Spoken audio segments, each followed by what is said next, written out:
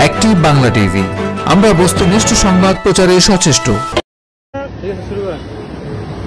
এই গিরিধারের প্রধান যে সড়কটা, এটা বিগত 5 বছর হয়েছে। এই 5 বছরে কোনো সময় দেখি নাই সিটি কর্পোরেশনের কোনো লোক আইসা এখানে কাজ করছে, পরিষ্কার করছে।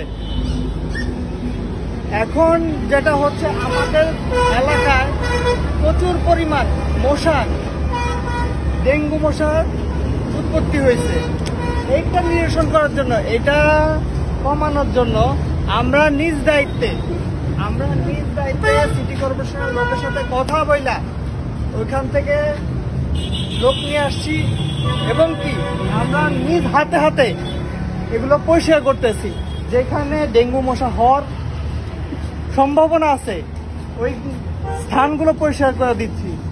এবং কি আমরা চাই যে আমাদের যে এলাকাবাসী আছে তারা যেন আমাদের সাথে একত্রিত হয়ে এই কাজটাতে সফল করার একটা ব্যবস্থা করে।